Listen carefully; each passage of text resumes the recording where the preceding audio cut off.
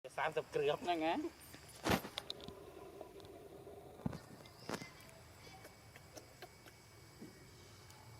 ហូបរបស់ថៃឈីបាទអីតាមដើមเป็นជាតិ បាញ់ថ្នាំមានអុយបណ្ណានោះផ្លែធម្មជាតិ ជាតិណាបើមិនថ្ងៃទិញប្រេតឲ្យញ៉ាំគីឡូ28000ទិញនេះស្ទើរទៀតថងក្រោយមកអត់ឆ្ងាញ់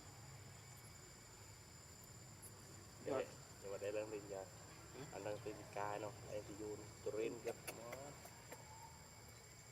មួយជាងតាមនេះបានអត់ទេ28000ទិញទៅខ្លះ28000 3គីឡូអស់78000បែនទិញជាសាច់វិញអត់តាមមានលក់អត់ទេខ្ញុំទៅទិញតែមុនទៅទិញមួយនេះទៅស្គីមមកបូមអានេះជាសាច់គេយក1គីឡូ55000អត់អីទេ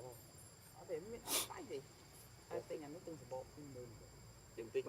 ងទិញសាច់អត់ចឹង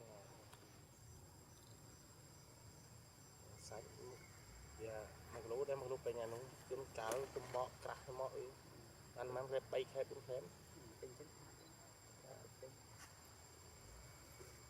ហើយវាបាក់គោវាចេះតែទាញ៉ាំបីអំពើត្រូវតាមទិញចាំដល់ខែ6មកពេញតែ6វាគោអាចលេងបាយបានទេចេះតែខ្មែរអីទេវាចេះតែថាមានទីវានេះខ្មែរមានតែដូចវាអត់ទៅចាស់ល្អវាអត់បានថៃវាអត់ដល់នេះទេវាអត់ដល់